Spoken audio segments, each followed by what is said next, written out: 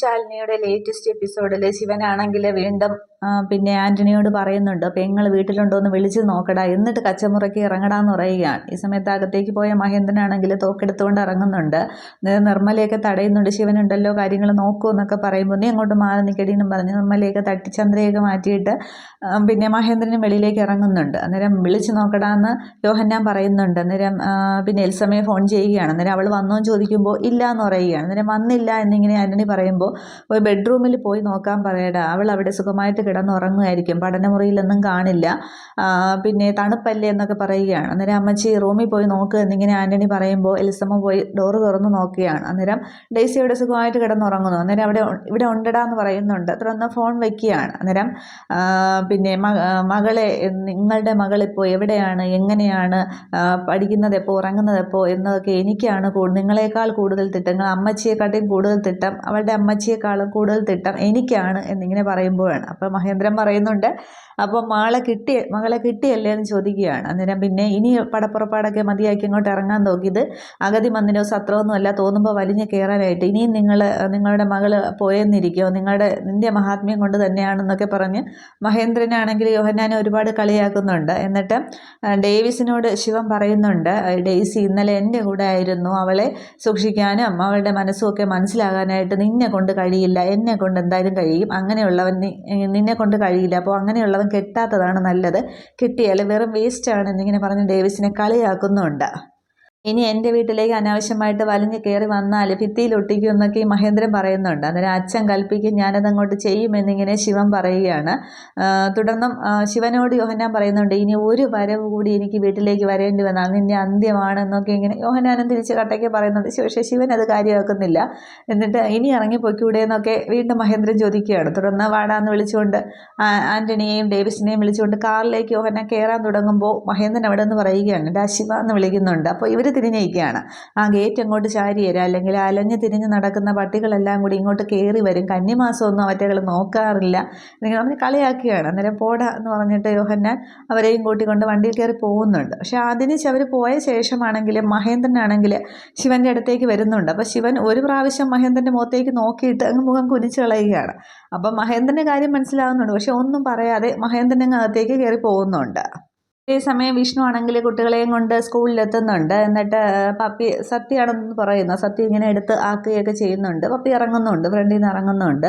അതിന് ശേഷമാണെങ്കിൽ അപ്പോൾ അച്ഛൻ വൈകിട്ട് ഉച്ചയ്ക്ക് വിളിക്കാൻ വരുമല്ലോ എന്ന് ചോദിക്കുമ്പോൾ പിന്നെ വരാതെ ഇപ്പം ഞാൻ ടീച്ചറിനെ കണ്ടിട്ടേ പോകുന്നുള്ളൂ എന്ന് പറയുകയാണ്. അന്നേരം ടീച്ചറിനെ വിഷ്ണു അച്ഛൻ കാണുന്നുണ്ടോ എന്ന് പപ്പി ചോദിക്കുകയാണ്. അത് പിന്നെ കാണണ്ടേ, നമ്മൾ പോകുന്ന കാര്യം ടീച്ചറിനെ അറിയിക്കണ്ടേ, കണ്ടിട്ടേ പോകുമെന്നും പറഞ്ഞ് വിഷ്ണു തിരിയാൻ തുടങ്ങുമ്പോൾ അതിന് ടീച്ചർ ഇപ്പോൾ വന്നൊന്നും കാണില്ല, ഇവിടെ ആകെ വൈകി വരുന്നത് ടീച്ചർ മാത്രമാണെന്ന് പറഞ്ഞ് ഇവർ ചിരിക്കുകയാണ്. അന്നേരം വിഷ്ണുവിനും അങ്ങ് ചിരി വരുന്നുണ്ട്. അന്നേരം എന്തായാലും ഞാൻ കണ്ടിട്ടേ പോകുന്നുള്ളൂ എന്ന് പറയുമ്പോൾ ഒരു വെയിറ്റ് ചെയ്യേണ്ടി വരുമെന്ന് പറയുമ്പോൾ അടി എന്നൊക്കെ പറഞ്ഞ് രണ്ടുപേരും കൈയൊക്കെ, രണ്ട് കുട്ടികളും വിഷ്ണുവിൻ്റെ കൈ ഇങ്ങനെ അടിക്കാനൊക്കെ കൊടുക്കുന്നുണ്ട്. എന്നിട്ട് ഇവരിങ്ങനെ സംസാരിച്ച് നിൽക്കുകയാണ്. പക്ഷേ ഈ ഒരു സമയത്ത് തന്നെ ഡേവിസ് അല്ല അബൂബക്കർ വിഷ്ണുവിനെ പിന്നെ കൊല്ലാനായിട്ട് ഏൽപ്പിച്ച ഒരു വാടക കൊലയാളി ഉണ്ടല്ലോ, ഡാനിയും വേറൊരു ആളും കൂടി ഈ സംഭവങ്ങളൊക്കെ ആ മതിൽക്കെട്ടിനപ്പുറത്ത് നിന്നിങ്ങനെ നോക്കി നിൽക്കുന്നുണ്ട്.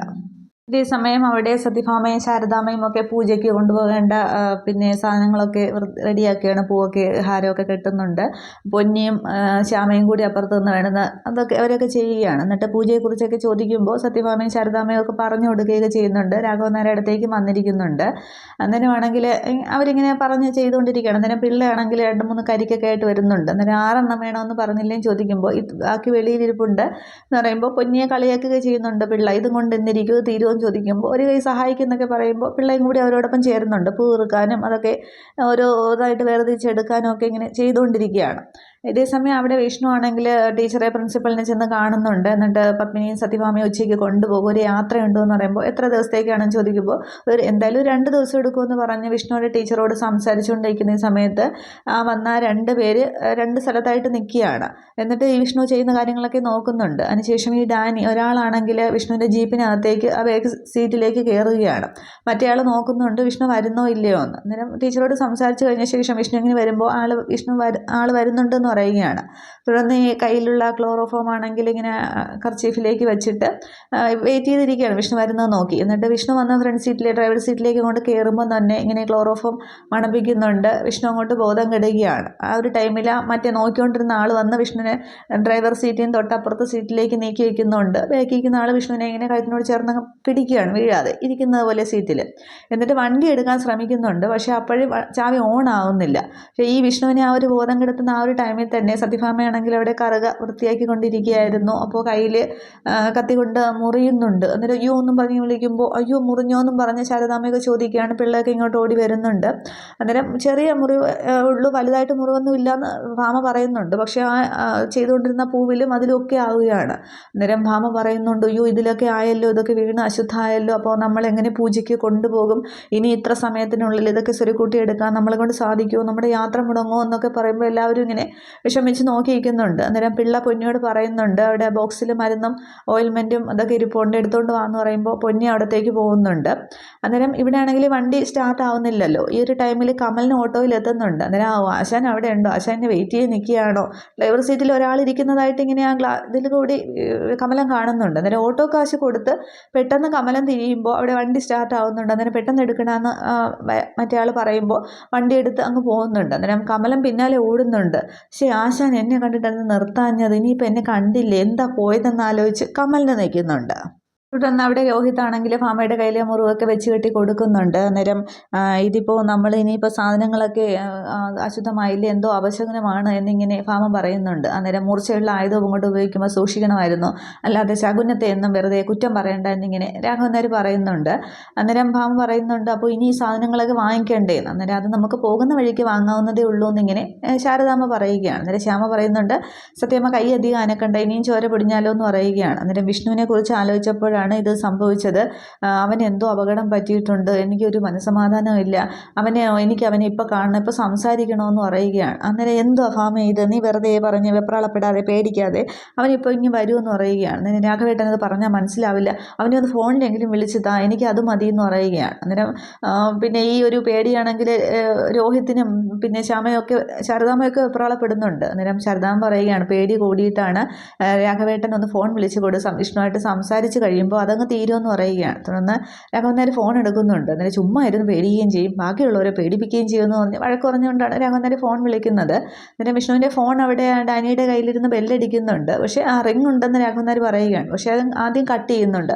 അന്നേരം അയ്യോ കട്ടാക്കിയല്ലോ എന്ന് പറഞ്ഞിട്ട് ഒന്നുകൂടി വിളിക്കുകയാണ്. വിളിക്കുമ്പോൾ ഫോൺ അവരങ്ങ് സ്വിച്ച് ഓഫ് ആക്കുന്നുണ്ട്.